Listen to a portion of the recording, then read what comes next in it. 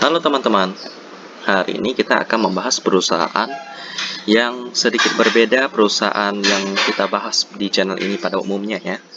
Yakni perusahaan ini bergerak di bidang manajemen investasi ya, atau manajer investasi.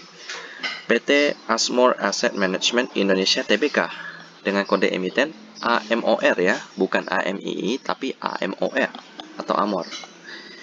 Ya, mereka listing pada awal tahun 2020 dan sampai sekarang mereka cukup mengesankan ya, karena mereka sudah bagi dividen hingga 3 kali teman-teman ya. Dari 2020 sekali bulan 10, lalu tahun 2021 sudah 2 kali membagikan dividen, yakni bulan 3 dan juga bulan 11 November sebentar lagi tanggal 10 November ya. Hari ini tanggal 8 November, berarti come date-nya itu hari tanggal 10 ya, berarti hari Rabu teman-teman ya. Hari Rabu ini come date-nya. Dan jadi bisa dibilang Amor ini perusahaan yang sangat saya suka ya. Saya dulu pernah ikut IPO daripada Amor ini, tapi waktu itu saya kurang paham soal IPO ya. Ada email datang dari Mandiri Sekuritas menanyakan apakah saya akan ikut IPO daripada Amor ini. Dan saya juga agak bimbang waktu itu dan akhirnya saya abaikan. Dan sekarang Amor itu berada di harga 3.820 ya, dari harga IPO-nya 1.900. Jadi bisa dibilang sudah 2 kali lipat harganya. Well ya, jadi memang nggak jodoh ya dengan Amor ini, tapi tidak apa-apa. Saya tidak perlu beli di harga IPO juga sih ya, kan saya bisa beli kalau memang harganya sudah sangat murah, sehingga dapat worth it untuk saya beli ya. Tapi untuk sekarang sih Amor ini sudah cukup mahal ya. Nanti kita akan lihat sama-sama harga pernya, PBV-nya dan lain-lain fundamentalnya di RTI Bisnis. Sekarang kita akan melihat Amor ini. Mereka merupakan perusahaan manajer investasi anak usaha dari Asmore Investment Management yang berasal dari Inggris. Ya. Lalu pada tahun 2012 perusahaan mengambil alih saham mayoritas Buana Mega Abadi yang merupakan hasil pemisahan kegiatan manajer investasi dari PT Evergreen Capital sebagai pengelola reksadana ya. Dan hanya menjadi bagian daripada manajer investasi dari perusahaan Inggris, teman-teman ya. Kita akan melihat tentang mereka. Ya, ini visi misi mereka juga ada tentang manajer investasi profesional lah ya. Kita akan melihat struktur organisasinya ya, yakni yang pertama komite Dewan Pengawas Bapak Togu Simanjuntak, lalu ada Bapak Nurdias Arvin Patisahu Siwa sebagai Dewan Pengawas, lalu ada lagi ketuanya Ibu Afifa, lalu Bapak Bambang Subiantoro sebagai Wakil Ketua, lalu Bapak Surfa Henry sebagai Bendahara, Ibu Arke Nurjatni Narkis sebagai Bidang 3 Teknologi Informasi dan Infrastruktur. Dan sekarang kita akan melihat produk mereka ya. Pastinya kalau investasi itu reksadana ya. Yakni reksadana itu bisa dibilang wadah yang dipergunakan untuk menghimpun dana dari masyarakat pemodal untuk selanjutnya diinvestasikan dalam portfolio efek oleh manajer investasi, yakni Amor ini sendiri. Produk mereka cukup banyak ya. Saya udah list di sini. Kita akan lihat dari yang pertama, reksadana pasar uang. Investasi mereka itu berupa instrumen pasar uang dalam negeri dan efek bersifat utang ya, yang diterbitkan dalam jangka waktu tidak lebih dari 1 tahun, jadi masih baru-baru ya, atau sisa jatuh temponya tidak lebih dari 1 tahun, jadi masih fresh banget. Lalu ada lagi reksadana pendapatan tetap ya, di mana 80% nilai aktiva bersihnya dalam bentuk efek bersifat hutang. Dan juga ada reksadana saham di mana 80% adalah bentuk bersifat ekuitas. Lalu ada reksadana campuran di mana tidak melebihi 79% dari nilai aktiva bersih, di mana dalam portfolio reksadana tersebut wajib terdapat efek bersifat ekuitas dan efek bersifat utang lah ya, campuran. Jadi ya kira-kira gitu. Nah, ini ada perbedaannya. Yang ini proteksi.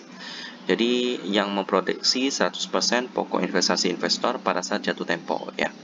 Reksadana ini memiliki jangka waktu investasi yang telah ditentukan sebelumnya oleh manajer investasi, namun dapat dicairkan sebelum jatuh tempo tanpa jaminan adanya proteksi akan pokok investasi.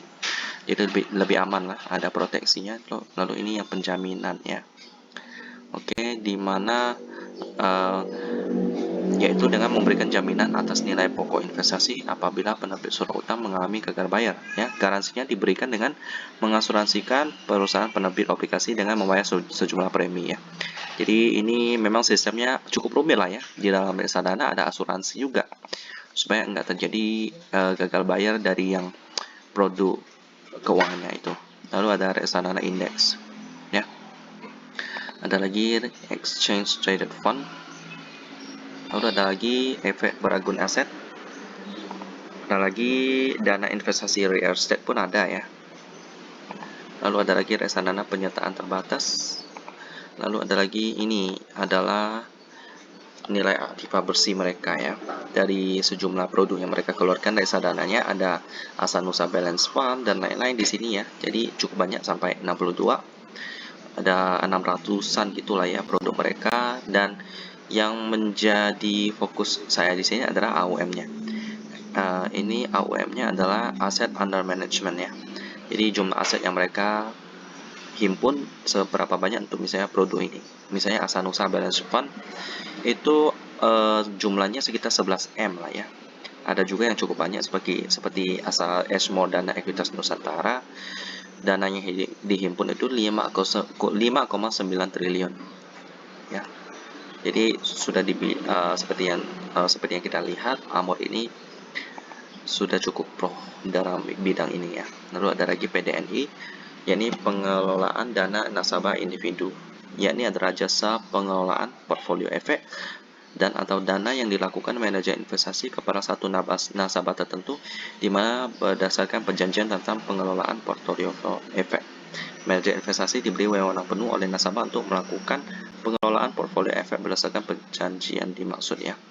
Jadi ini bukan reksadana, tapi ini kayak apa ya, pelayanan premium lah ya. Jadi misalnya ada dana nggak masukkan ke dalam salah satu produk reksadana ini, tapi dibikin khusus pribadi ya. Itulah PDNI. Demikianlah tentang Amor, dan sekarang kita akan melihat keuangannya yang saya banggakan ya dari awal, bagaimana mereka cukup piawai dalam bidang manajer investasi ya. Bahkan tahun 2020 pun mereka masih laba, jadi terbukti banget. Kita akan melihat bersama-sama di RTI Bisnis. Dan beginilah penampakan fundamental daripada Amor. Kita lihat di sini ya, nggak ada warna merah, bagus sekali, dan juga dalam bentuk rupiah. Jadi mudah banget hitungnya ya. Oke, kita lihat ya, mereka sudah bagi dividen cukup banyak kali ya, 2020, 2021 juga tahun ini 2 kali. Tanggal 10 November ya. Catat ya teman-teman, bagi yang tertarik dengan dividennya ya. Memang dividennya ya begitu-gitu aja sih. Dividen yieldnya paling berapa ya? 61 sama 3.000. Ya, kira-kira 2% lah ya. Ya, 2%. 1% lebih atau 2% lah ya. Jadi ya cukup tipis. Kalau saya mau dividen yang cukup bagus itu misalnya lebih besar daripada bunga deposito ya. Kira-kira 10%. Nah, itu baru menarik. Mereka IPO-nya listingnya tahun 2020 ya. Jadi sangat rajin bagi dividen. Menarik kalau harganya bisa lebih murah ya. Kita lihat di sisi fundamental, operating profitnya lebih besar daripada net profit, menandakan keuangannya yang sangat sehat, di mana profitnya dari operatingnya sehat.